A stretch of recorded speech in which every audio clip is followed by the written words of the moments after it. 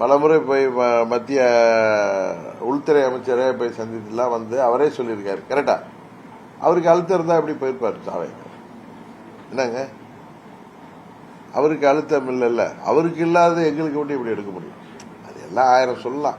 அவர் சூழ்நிலைன்னு சொல்றது நான் வந்து நீங்க சூழ்நிலையை நீங்க இன்டர்பிரேட் பண்றீங்க. கரெக்டு தானே?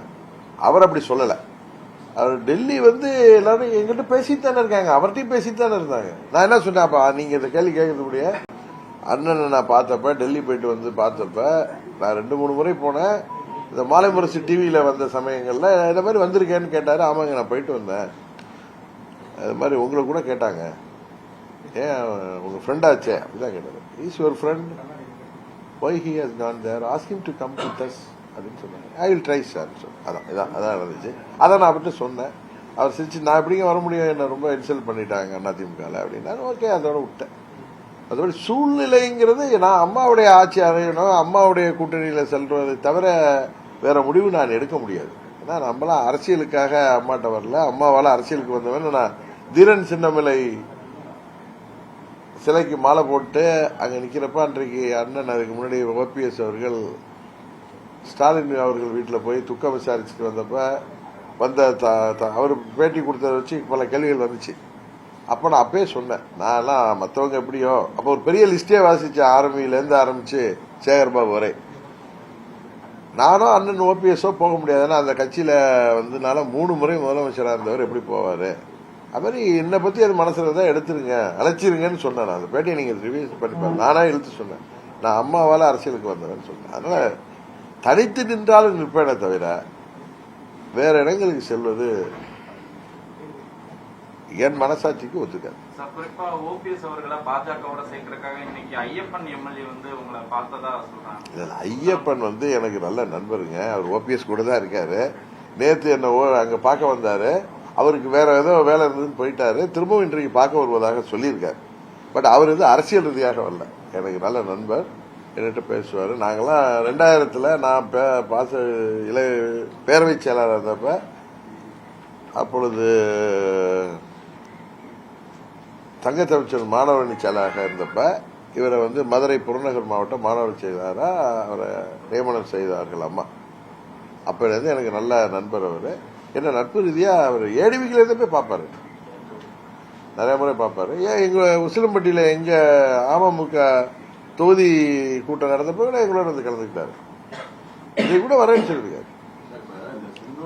உங்களையும் ஓபிஎஸும் சந்திச்சதப்பனாலதான் வந்து நீக்கப்பட்டார் அப்ப அந்த சூழல். இப்ப நீங்க திருப்பியும் ஓரளவு முன்னாயிட்டீங்க, அதனால அவரை திருப்பி உங்க கூப்பிடுறதுக்கான வாய்ப்புகள் இருக்கா? அங்க இருந்து உங்களுக்கு நான் தான் கூப்பிட்டேன்னு சொன்னேன். நான் தான் முக்கியமான தலைவர்கள் என்கிட்ட பேசிட்டப்ப சொன்னாங்க. நான் இல்லைங்க, அது சரி வராது எனக்கு, நான் காரணம் பேசிடுவேன்.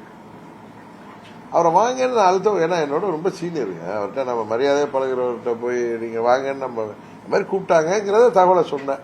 அவர் அதுக்கு என்ன ரியாக்ட் பண்ணதை நான் விட்டுட்டேன். அது மாதிரி நான் வரணும்னு அவர் ரொம்ப விருப்பப்பட்டாரு. அவரை வந்து தவிர்ப்பதற்கு நான் ரொம்ப தர்ம சங்கடப்படுவேன் அப்படின்னு. நம்மளோட சீனியரா நம்ம கூட 30 வருஷம் பழகிறவங்க, அவர் மேல எனக்கு நிறைய மரியாதை உண்டு. அம்மாவுடைய தீவிர விசுவாசி அவரு. அதனால பாத்துக்கலான்னு சொன்னேன். அவர் வந்து நான் திரும்ப இந்த கூட்டணிக்கு போக மாட்டேன்னு நம்பிட்டு இருந்தார். அது எப்படி அவரு தானே முடிவு எடுக்கணும். நீங்க போய் வாங்க கூப்பிடுறது நான் அவர்கிட்ட சொல்லிட்டேன். அந்த தகவலை சொன்னேன்னு சொன்னால டெல்லியில இருந்து கூப்பிடுறாங்க முக்கியமான தலைவர் வந்து என்கிட்ட பேசிட்டு இருப்பேன். ஏன் செங்கோட்டை உங்க ஃப்ரெண்டு தானே, அவரு ஏன் போய் தாவாக்காக போனாங்க, திரும்பி கூப்பிடுங்க, நம்ம கூட வர சொல்லுங்கன்னு சொன்னார். அந்த தகவலையே நான் அவர்கிட்ட சொன்னேன். நான் அதனாலதான் டெல்லி போனதை சொன்னேன் அவர்கிட்ட. அவர் வந்து நான் இல்லைங்க, நான் இங்க வந்துட்டாங்க, இன்னும் வரல அப்படின்னு. அதிமுகவுடைய அந்த உச்சபட்ச தலைவராக அந்த வைத்திலிங்கமா இருக்கட்டும், இந்த மற்றவங்களா இருக்கட்டும், எல்லாருமே வந்து திமுகவுக்கு போறாங்க, திமுகவுக்கு போயிட்டாங்க. வருத்தளிக்குதுங்க. எனக்கு தனிப்பட்ட முறையில் எல்லாம் எனக்கு நிறைய நண்பர்கள். நீங்க நாங்கெல்லாம் எல்லாரோடையும் ஒண்ணுக்கு ஒண்ணு பழகிறவங்க. அங்க இருக்கிறப்ப நாங்க அம்மாவுக்கு அருகில் இருந்ததுனால எல்லாரையும் அம்மா அவர்களுடைய இன்ஸ்ட்ரக்ஷன் படி நான் எல்லாரோடையும் நடுநிலையா இருந்து பழகுவேன். ஏன்னா எனக்கு விருப்பம் இருந்தா அது கட்சியையும் தலைமையையும் பாதிக்கும். அதனால நான் ரொம்ப நியூட்ரலா தான் இருப்பேன். எல்லாரும் எனக்கு வேண்டியவர்கள் தான். வருத்தம் அளிக்கிறது அவங்களுடைய முடிவு, அது அவர்களுடைய சூழ்நிலை. அதை போய் நம்ம என்னுடைய பழைய நண்பர்கள். சரி, எங்க இருந்தாலும் வாழ்கன்னு வாழ்த்திட்டு போறது தவிர ஒரு வழி இல்லை. ஓபிஎஸ் சரியா கையாளலையோ ஒருவேளை